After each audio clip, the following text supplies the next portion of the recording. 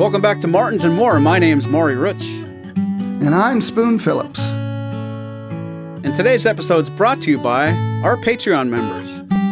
Join our growing community for early access to every episode, exclusive video versions of the podcast, behind-the-scenes footage, full-length product demos, and more. We appreciate you. What's going on today, Spoon? Well, it's a rather scary topic today for certain people, and I can certainly relate. So, but I think I can steel my nerves to get through it and get out in this beautiful July day. Well, since it is really beautiful out and this is a very scary topic, should we just shelve this whole thing until October? Oh, that's a very interesting thing. Maybe we can have a part 2, a Halloween episode about it. But but yes, today's topic comes from one of our favorite loyal listeners who wrote in asking about techniques to deal with stage fright, or how do you get over stage fright, and when it comes to playing guitar in front of other people. And all I can say to them immediately is, you are certainly not alone there, and there are zillions of people who have had to deal with that same phenomenal experience. Can I be honest? I know somebody who has it right now. No, not you. I definitely can relate, because as recently as all the time, and the question you just brought up, how do you get over stage fright? I want to change that. Do you get over stage fright? Does stage fright go away? Does stage fright get in control? And why not, peel back the curtain? We're not going to sit here, at least I'm not going to sit here and tell you what other people go through and what I've conquered years ago, and it's no problem. I still get, you might call it butterflies, you might call it anxiety. Ironically, just off air, we were talking briefly, I'm more comfortable in the role I'm playing now, where I'm either, on a podcast, really when I'm playing guitar, either on our YouTube programs or in real life, I'm more comfortable singing and playing guitar than talking after the song's over. And I don't want to say I've always been that way, because from birth until I was 14 years old, I didn't play guitar and I didn't sing. So I must have been more comfortable talking, because that's all I did. As I became a guitar player and became a guitar player who sings and plays music, I find it much more comfortable, or much less anxious, to play and sing a song than to talk to an audience or a crowd. Maybe not one-on-one with somebody, but when it comes time to play a song, finish it, and then talk to the audience, I am a little bit more apprehensive to address them with speaking than I am with playing. And it hasn't been consistently bad all my life, and I think it becomes a little bit easier as you go through it. But I've been playing guitar and singing since the mid-'80s or late 80s. It's kind of a twofold answer. I feel a lot more comfortable now than I did back then, but it hasn't been a complete steady progression. I don't feel more confident this year than I did last year, and going back 2 years. I still have months, weeks, or performances where I'm not entirely feeling like a confident speaker. And I know stage fright can be more than one thing. And before the program's over, I want to ask you, Spoon, how it even applies to acting and being on stage where you're not singing or speaking, you're acting.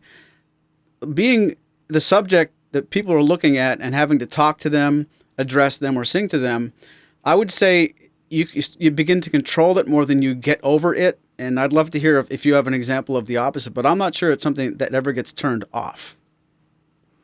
Well, I think it can be a very personal thing.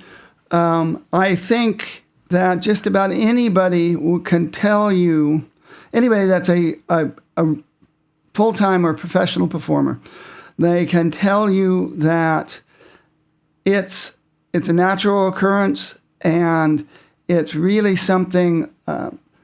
Somebody once said, when you run into these kind of problems, they weren't speaking about stage fright specifically, saying that when you run into these problems, you have the option of putting them in your trunk and letting them slow you down and hold you back, or putting them in your gas tank and using it as fuel to move you forward. And there are people that know how to channel nervous energy, and people that have a hard time learning how to do that.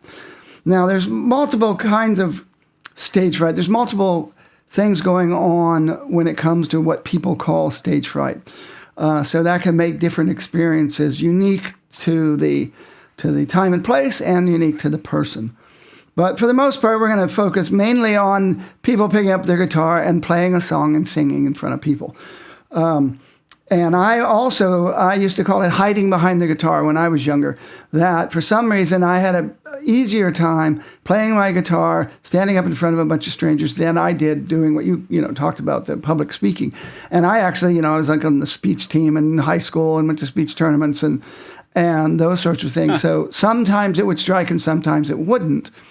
When I started out acting in plays and stuff, as a kid, I think maybe it was so much fun, it didn't occur to me. I was fearless like a lot of children can be. And it's interesting that by the time I got at university and acting school, then it started happening. And I think for a lot of people, we can't help whether you're talking public speaking or performing with a guitar, because we've all known people who are very proficient guitarists, or it's happened to all of us that you have it down cold, you rehearsed it, you could play it in your sleep, but the moment you're on stage at Martin's on Main in Nazareth, Pennsylvania, or at the local open mic, you're all thumbs, and it just doesn't, and the lead lick you always pull off, you don't pull off, and all that stuff. First of all, those kind of gaffes are natural. We've seen everybody do it, including professionals on stage, and it goes by in an instant, and so part of it is clinging to those kind of things and becoming distracted by it. And so that's one of the things that leads to it and how it amplifies.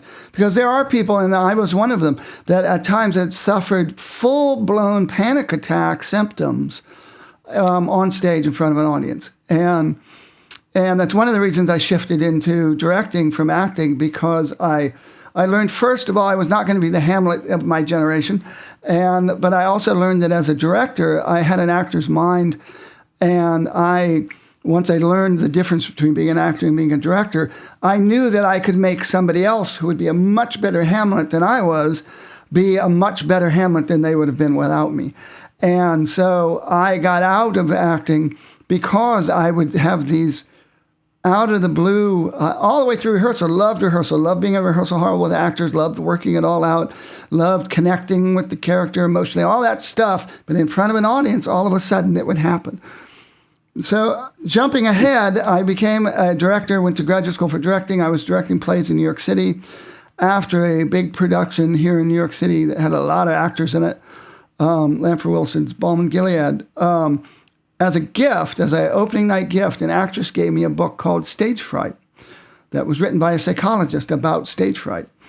And she wanted to give it to me because she said that I had given her back her confidence, and that I had allowed her to get back into acting because she had become full of self-doubts about her ability. And I'm bringing that up because it applies to what we're talking about with music. Is they talked about some of the causes of stage fright, and one of them is called separation anxiety. And it comes from stepping out on stage and being from an audience, and it still happens to me when I'm playing in a new venue for the first time.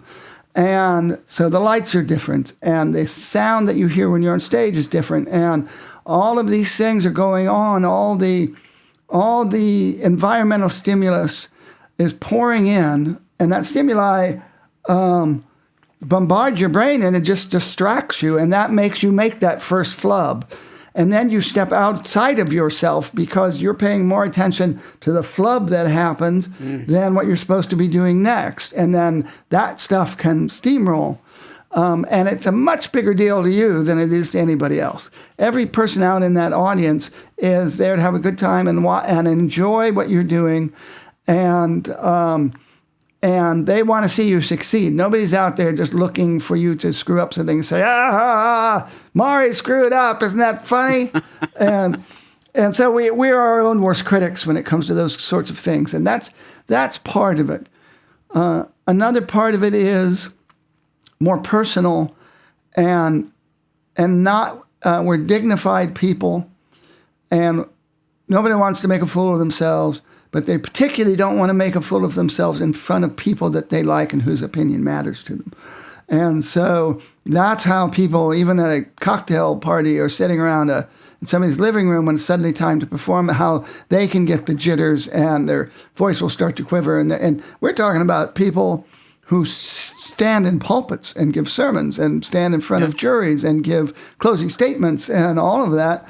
But when it comes to playing guitar or singing a song in front of their friends, or in front of the times they were brave enough to get in front of an audience they don't know, that all goes out the window. And I find it fascinating. I have a great deal of empathy and sympathy because I've been there. And but there are certain things you can do, particularly when you're just starting out. So let's go back to you, though, in your personal experience. When you first would get that, you get distracted, you're on stage, you can't concentrate, you're in a new place, lots of unusual noise, people you don't know, a lot of people talking or paying attention to you, which is distracting, which is sometimes not as unnerving as... I used to like being in a busy, crowded room when I was playing, as opposed to the dead silence where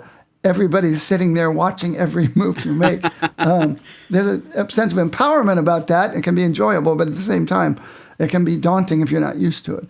So, I don't know if you can even explain how you came about conquering that or getting over it, but can you at least talk a little bit about those experiences and how it transitioned into not really something you think about now that you gig several times a month?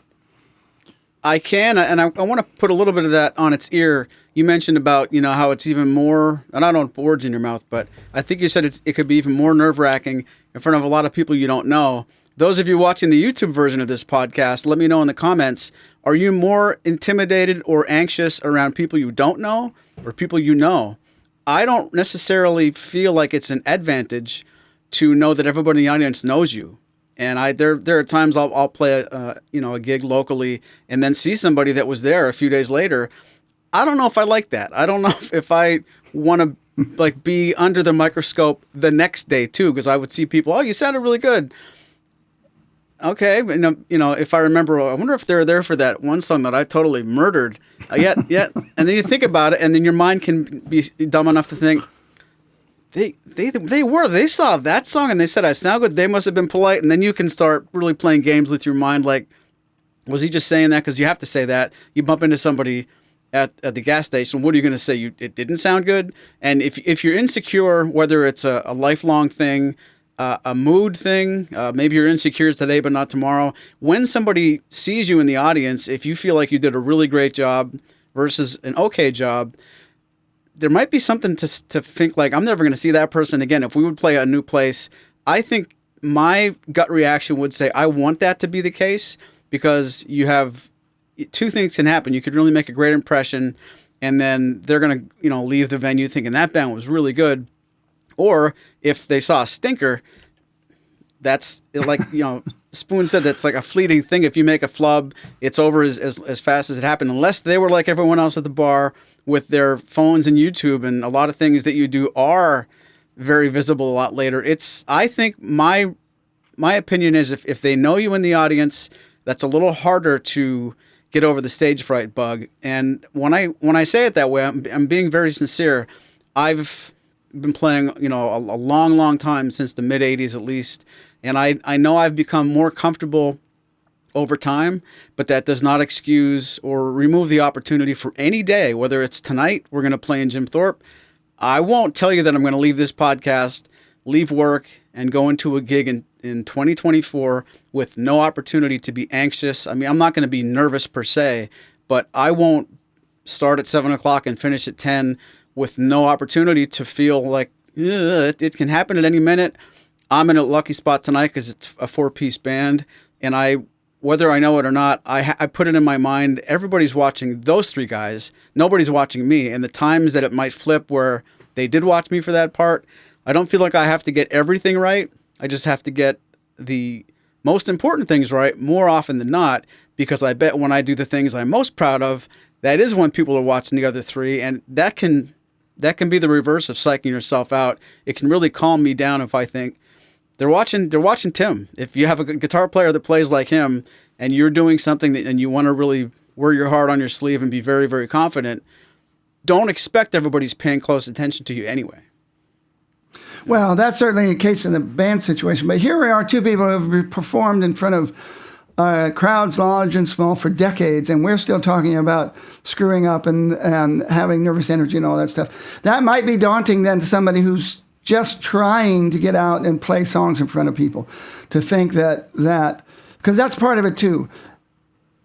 Lots of people, you've been practicing, you like this, you want to share your music, but the moment comes and it's suddenly your turn and you're seeing all these other people you feel are so much better than you are. First of all, I say almost every guitar player I've ever met is a better guitar player than they think they are. I mean, until you get up into Grammy winners and stuff like that, I think everybody has people that they say, I wish I could do that, what he does or what she does. And that's certainly not what's important when it comes to just wanting to enjoy playing music and sharing the music that you like with other people. I think one of the things that a lot of people will say, if you look up online, one of the main things they're going to say is get back in the batter's box. And, and the more you do it, after you get over that first one, you realize the ceiling didn't fall in and nobody has unfriended you or, in real life or on social media because you it didn't go exactly the way you wanted it to or whatever. Or even, I've seen people so nervous that they have to stop and take a breath. And I'm always, I think everybody in the audience is always happy when they start again and do the song and get through it. All it takes is that feeling of acceptance of your humanity and your imperfections when it comes to that sort of thing. Go a big way to making it easier. And I have a list here that I've compiled from various places. Like when I started talking about the book that I mentioned, the Stage Fright book, which is about actors. One of the things it said in it was that the great actors of classical tragedy from our era, all of them are famous for having stage fright. And I mean like serious stage fright. Laurence Olivier was famous for standing before the curtain opened. He would go out and stand center stage right at the curtain and mutter over and over, "You bastards, you bastards." Because he had this feeling that they came to see him fail, and he was going to go out there and he was going to kick their keisters. And that, like, he had to build every single time he went out there, he had to build up the confidence to do what he did. But like a lot of people will say, if you get to do a set, after you get by that first song or two, it gets much easier. And the same thing when you're an actor in a play. That opening night is always, full of nerves. But after you realize the rehearsal has done you good, and the more you know the material, the more you can go on to autopilot when you're getting distractions from the environment, or you're somebody laughs in the corner and you don't know if they're laughing at you or just laughing at their friend's joke, whatever, and you can get through on autopilot. But here's what some of the things they say is, you have to, particularly if you're in an open mic situation, watch your audience. Look at your audience, see them reacting to other people, realizing that the loudmouth is over there just talking about his latest vacation. Certainly not snubbing you, he's snubbing everybody because he's just doing that. And that's one thing. And I'll tie in that somebody once said to me long ago, he didn't say it to me, he said it to somebody who was asking about this when we were in college and at the open mics. He said, because people will get really disoriented when it's full of people talking, is that the people are listening to, you don't hear them. So the fact that it's a big, loud, crowded bar doesn't mean there aren't lots of people listening to you and enjoying your music. And you'll know that by the response you get when you finish playing the song. So, and some people say, well, you have to be confident. Well, that's hard to do at first. And confidence can come, first of all, again, like I said, confidence in your material. Know your material well. Know the practice. What I used to do, and I still do it with new songs that I have to perform, is I will practice while watching a ball game or watching a movie, and purposely to try to get through the songs and keep my concentration. Be able to lose my concentration, but still have the words memorized enough that they come out, and that the chords are memorized enough that I can actually autopilot my way through those distractions. I find that helps an awful lot. Or just looking out the window at traffic going by and that kind of stuff, that kind of stimulus. Helps build confidence in your material. Build confidence in yourself comes from not just the guy that saw you, that knows you and sees you on the street, and you don't know whether to believe him or not when he says, that was a great job last night. It's times when people you don't know, make a point of crossing over to the room and tell you they enjoyed your song, or they asked you about what song it was, or who wrote it, or that kind of stuff that shows them that A, they were listening, and B, they enjoyed your performance, and that it doesn't take many of those to make you want to get back to the open mics, or make you want to play for your family or whatever, and so that kind of stuff helps. Some people say if you're getting nervous and you're on stage, they say, focus on one person. That's what this person said. However, that's really more for performers who are used to performing. A lot of people who, if you're not used to performing, don't look at your audience, look over their heads. Focus on pillars in the room. Focus on the air conditioner. And the audience will think you're looking at audience members, but actually look beyond the audience members. Then you don't have to worry too much about their expressions on their faces and all that stuff. And you have to remember, when John Mayer goes out, he can't see anybody. I mean, they sit there and talk to the audience, but all you see is blackness and a lot of floodlights. And unless they're hanging on the edge of the stage, those people don't see anybody. I would love to play Carnegie Hall, because you don't see anybody when you're out there, and you get the audience response, but you might as well be playing in your bedroom, So it's when you're in the small spaces where the audience is readily there, every scratch of every itch is available to you. Focusing above them and over them is good until you get used to being the storyteller, which ties into another one. Tell the story. Remember the songs. Focus on the song and focus on the story that you're telling.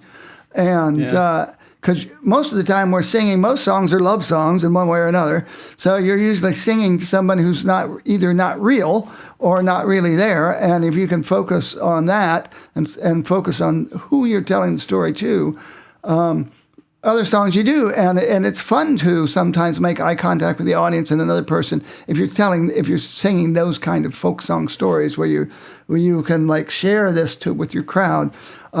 It can be fun, and audiences can appreciate that a lot. But that's something you want to build up to. Somebody says, look at yourself as an equal. I'm not exactly sure what they mean by that, but that's kind of a confidence thing as well. And again, if you're at an open mic, pay attention to the other performers. Pay attention to pay attention to the last concert you saw, or the next concert you go to, and see how many times the person missed a string or missed a note. How many times a big-time player. I was in Radio City, and I saw Jackson Browne forget the lyrics to Fountains of Sorrow and the chords. And he had to sit there and try to figure it out in front of the audience. And then he finally got it, and everybody applauded, and then he went on with the song. It's not the end of the world. It's if the roof's not going to cave in. Can I interrupt you right there? Sure. When you say that, I think that wins way more than playing a song perfect front to back. If you mess it up, fix it in front of people and see how they're so forgiving. I think you're set for the night. I'd be really surprised if Jackson or anybody would go into the next song feeling anything but, what am I worried about? Look, they're with me like that. That's better, I think, than if he goes from the first song to the last note, perfection, and wonder, are you guys on my team? I think that's basically asking the audience, can I be myself and make a mistake? Are you going to be okay with it? When you get that flood of course we're okay with it, you're the best. then ironically, he probably didn't make a mistake for months. And again, on the open mic scene or going to song festivals like we are going to be going to shortly, if you notice the other performers being less than perfect and how much you enjoy the performance and how much you're, more sympathetic or empathetic than not with that in that situation, or you don't even care about it. It goes by and you don't care. It's like, what's the big deal? I mean, it still happens. I had to play a big cocktail party. Fella, one of these old-fashioned New York City, like out of a 1940s movie kind of thing with people, with professors and all kinds of unusual people. The fellow was the North American editor of the Oxford English Dictionary and also a guitar player and guitar lover. And I was asked to be the entertainment for the night. He would do that in these giant pre-COVID parties he would have for at the holiday period. And so all of a sudden I'm sitting down and playing like 5 songs, surrounded by mainly strangers, and it became daunting. I got a little distracted and nervous energy took over a little bit. But, at the same time, I've been doing it enough to know that, well, I didn't do it the song the way I planned it to do it, but that's the way I did it tonight. And that, again, it's mainly about the story and the song. And even if you're playing a fingerstyle piece that's instrumental, then it is me.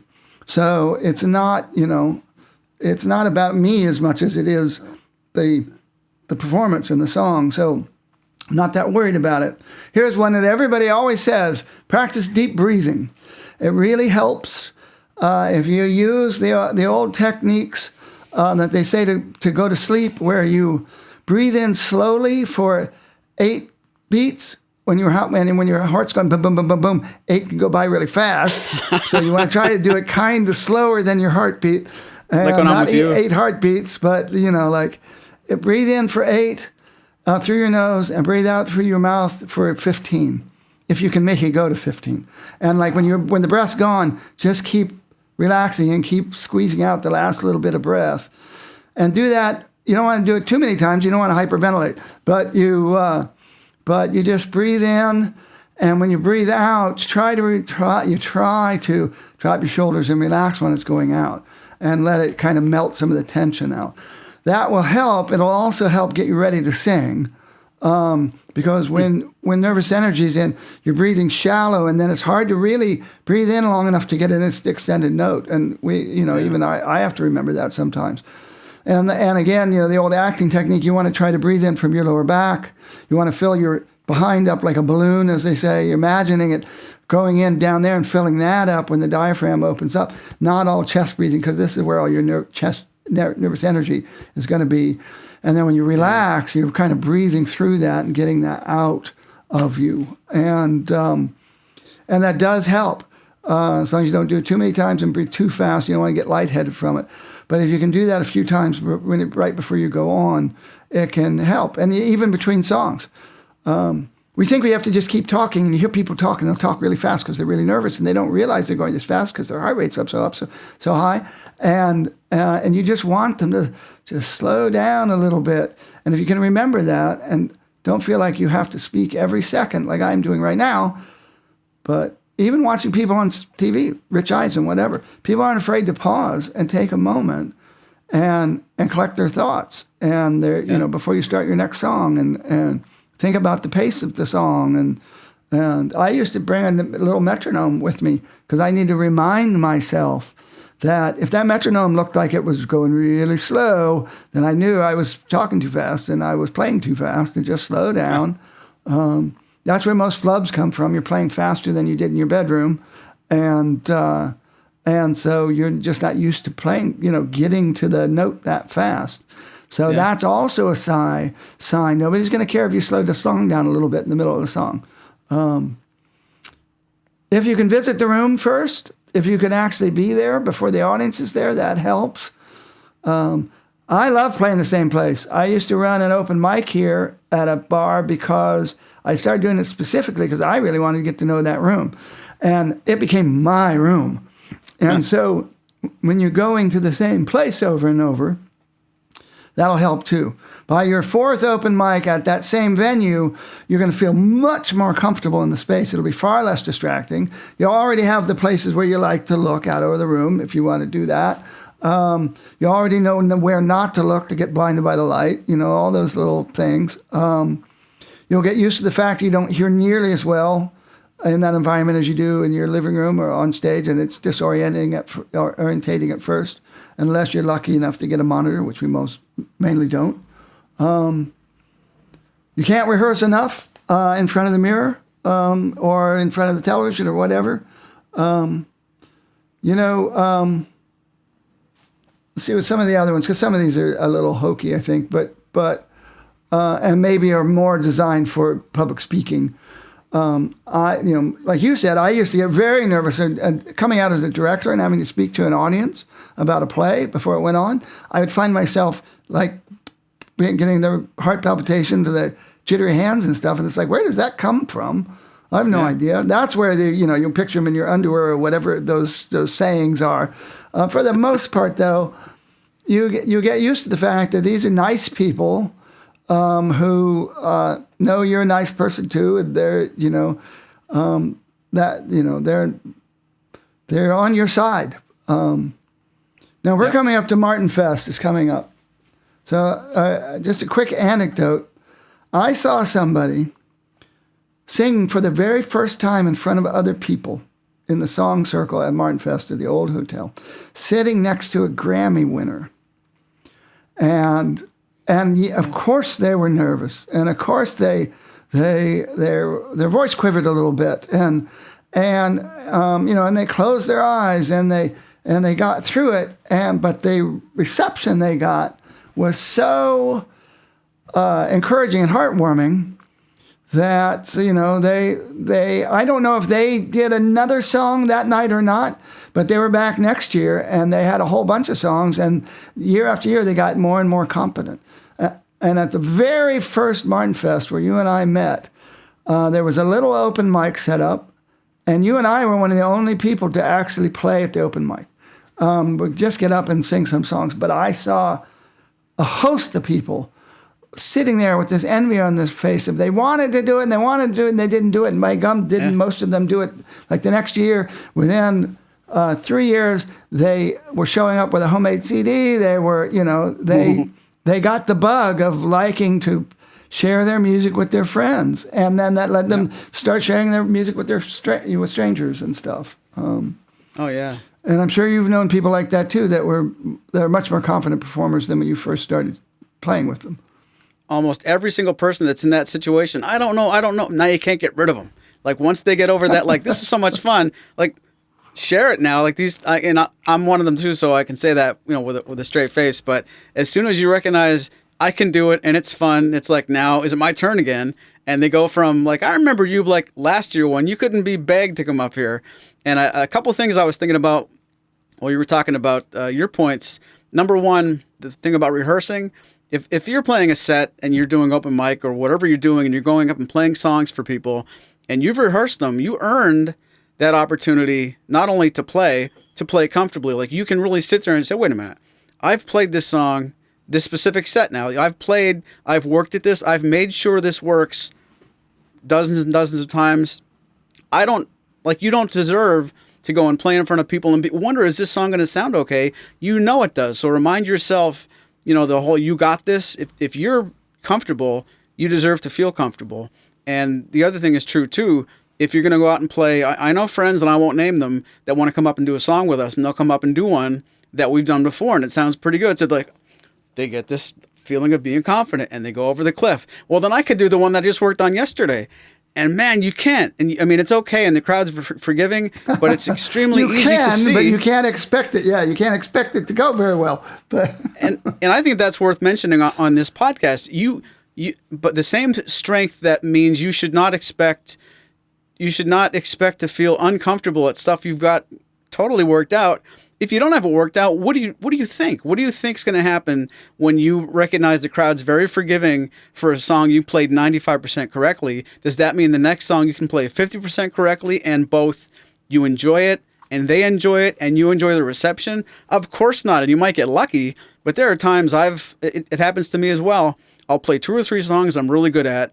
I'll play one that I've wanted to play for weeks and I think it's ready, and it's not. And I can see the crowd sort of the etiquette in 2024, I think, is just to, go back to look at your phone. I don't think anybody wants to see, I saw that, but you go and you see the changing expression in somebody's face from really hopping along to the song you're doing to being like, oh, did something just like fall off the track? Okay, so now you're going to start discouraging people. But yeah, because it does happen. I do want to discourage people from thinking that you can just go there unprepared. You do have to prepare. That's all I really mean.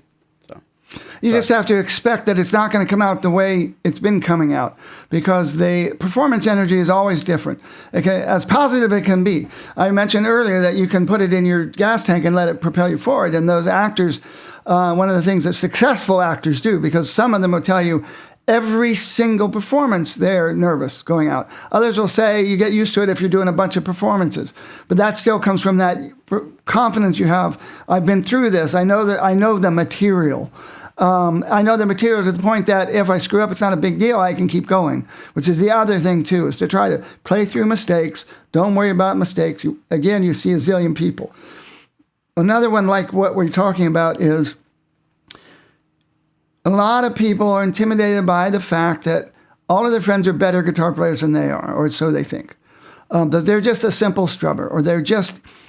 How many professionals have you seen, people on television, in concerts, usually they're singers more than they are guitarists, but get out there and just strum with their thumb, very simple, and sing a great song that everybody loves. So it doesn't have to be fancy. And that leads me to, if you're in the position where you're not used to this yet, and you're more worried about the nerves than not, then pick simple songs that you can strum. I spent years never finger picking in front of people. I finger picked and I learned Leo Kottke stuff, but I never played them in front of an audience with a microphone and plugged in.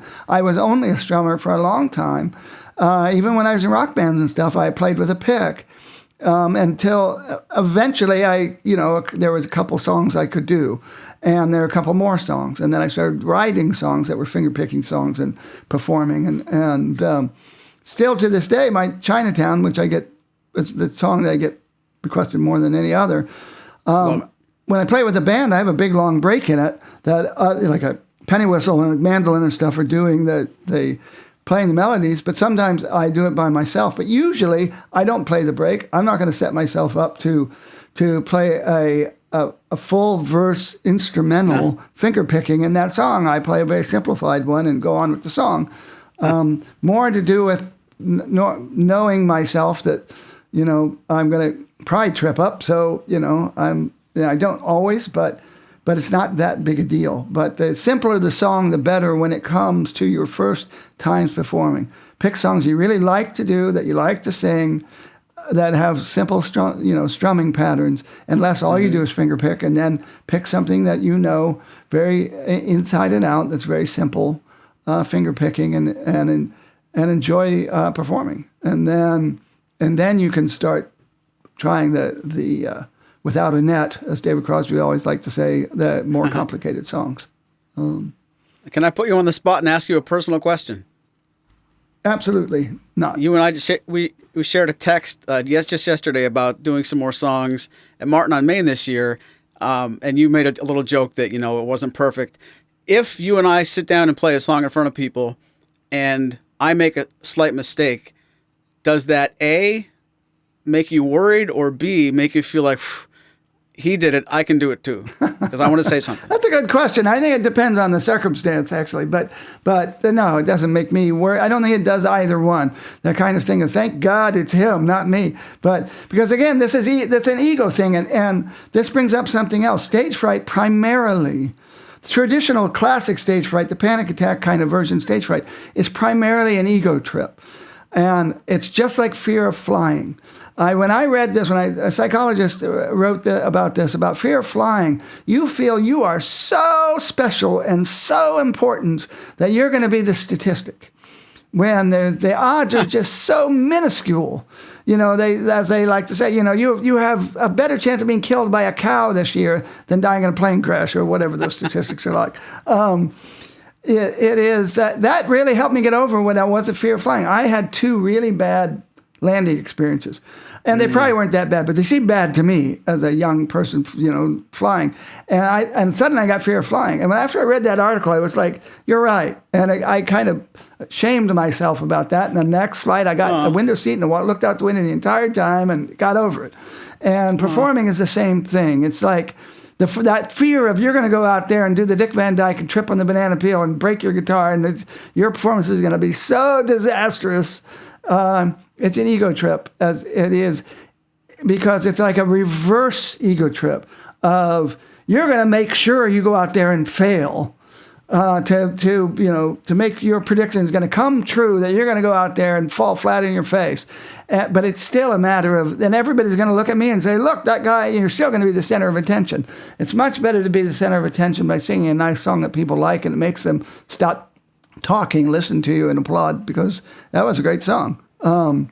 Even if right then they're talking about the song more than you, but eventually they're going to start coming up and saying, that was great. You did a great job. You played that song really well. Something you mentioned a little while ago, there's one more point I want to make about being nervous and making a mistake. And you said, read the audience. When you're in the audience at an open mic and it's not your turn yet, watch the performer, watch the audience, see what's happening.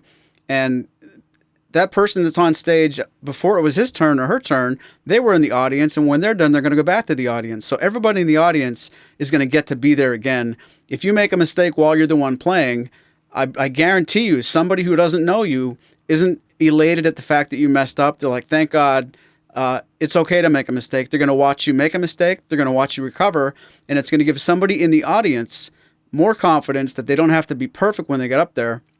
Conversely, if you watched open mic for an hour and you didn't get to go on until 10 p.m. and everybody who went before you played everything perfect, that can get in your head if you let it. But what's probably going to happen is you're going to see mistakes the whole time and recognize, why am I standing here psyching myself out thinking I've got to be perfect when I get up there?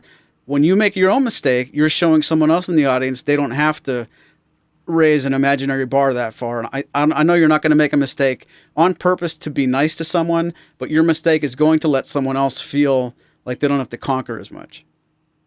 Well, that's a very good point, particularly with open mics, because most of the people at open mic are going to be playing. But if you're not playing an open mic and you get a chance to play in some sort of variety show or whatever it is, the people there are usually like music. They like going to see music. I'd say most of the people that go to shows that I see are themselves performers who have their own bands or their own things or have been in the past. But certainly not everybody's a performer, but usually people who go to see music like music, so some of them play music, even if it's in a simple amateur way. So everybody's on your side. So knowing this doesn't always help because so much of it is illogical when you're thoroughly capable of doing what you do, like I said, as a trial lawyer, as a firefighter or whatever, but put a guitar in your hand and stick you in front of people, and then all of a sudden you're a nervous Nelly. We all can empathize. I only have so much sympathy for so long because get over it, because look around you and use your common sense about it. It is nervous. We saw people at Martin Fest this last year. First Martin Fest, very nervous. But by the end of the 3 nights, they were having a wonderful time. They couldn't wait to show somebody the next song, it's an unusually welcoming environment. But I think just about any kind of players, music gathering or festival you're going to go to is full of those kind of people. It'd be extremely encouraging and confidence building to go to one of those kind of events.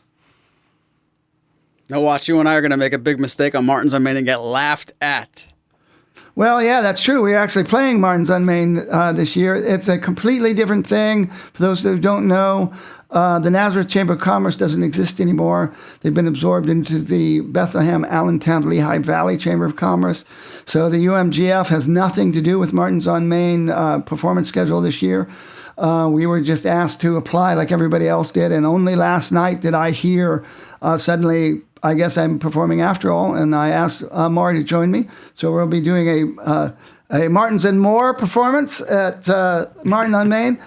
Last year, I asked him to play with me again because these days we're not sure, is this the last Martin Fest? We've been doing this for 20 odd years, and we've never actually really done that together as a duo, and it went terribly. I had no voice, I think partially because of pollen and because of singing. No, I'm serious. I mean, I had lost my voice. We couldn't hear very well, and so we played some of our favorite songs, and I don't think that they came off as well as we had hoped, but we still had fun, and people liked it. It wasn't wasn't the end of the world. But that brings me to another important point. Videotape yourself, or what do you want to call it? Use your camera, videotape your performances, and watch them as an educational tool. But also, you'll see that it wasn't nearly as horrible as you thought it was. And people, most of the time, don't even know you're nervous. You'll hear people say, God, I was so nervous. And you say, I would have never guessed. Yeah. I mean that, people speaking at a funeral or a wedding or whatever, after they'll say, oh, my God, I was so nervous. And you would be amazed at the people who say that. The fact that you feel nervous doesn't mean it shows.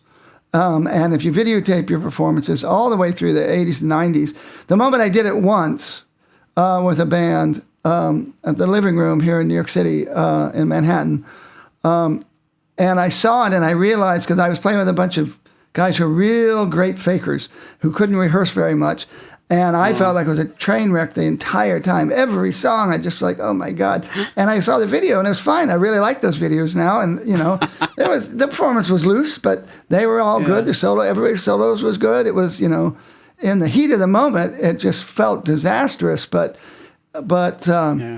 I treat it like game film. I try to record every public performance I do now, at least a little bit, or ask my sister to, or whatever, just to have it and see how I did, what's going on, how I might want to change it, I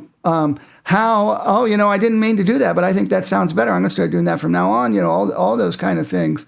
If you can, have a friend videotape your performance so you can watch it in the safety of your own home, hate it at first, and then realize, it's not so bad after all. And hey, they actually applauded, and hey, I'm better than I thought I was, That's another tip I would throw out there. Record yourself at your performances.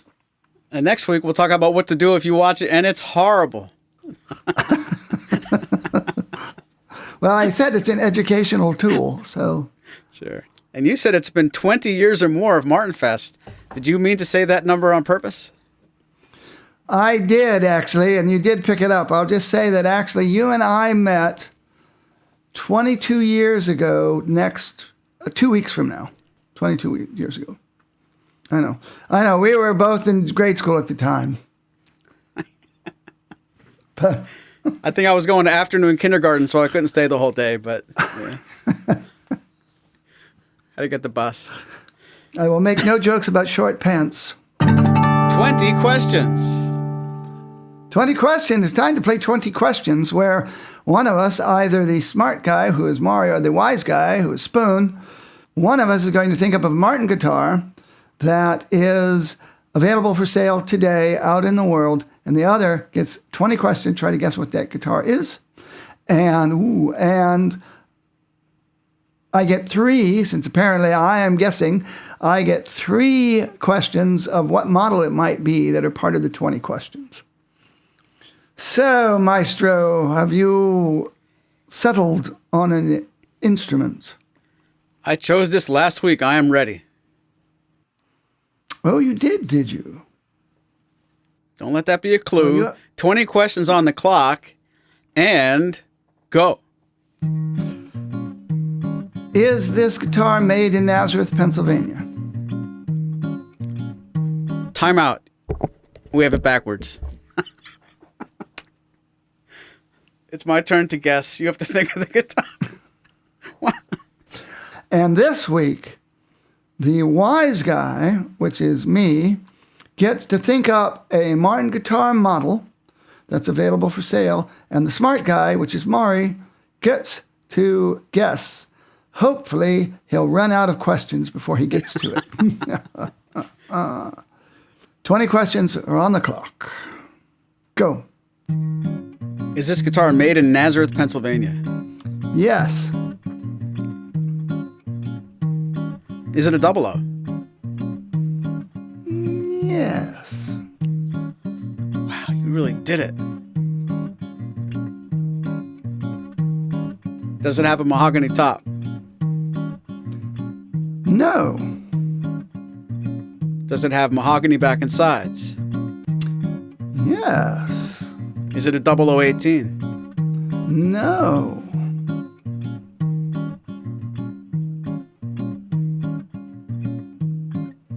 You're gonna hate yourself. If I ask you for a model name and you find out it's discontinued, do I get my question back?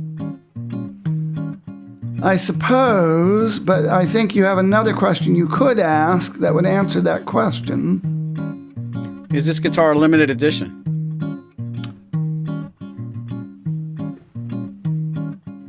I'll have to say no. I'll just give you a caveat. It was, but it isn't. That's a giveaway. Is it the 00L Earth? It is not. It's a 00 made in Nazareth, and it's got mahogany back and sides, but it's not the 0018. Is it a 0015M? No, that's two models. You sure you're right? Right as rain. YouTubers, help me. Are you seeing this before I am? You're gonna hate yourself. I love myself. Does it have a V-neck? Yes. Does it have a sunburst? In a manner of speaking. I'm going to make sure of this before I spend my last one. Does it have a brother made of mango? I would say a sibling relationship could be. Is it a CEO 7? Construed. It is a CEO 7.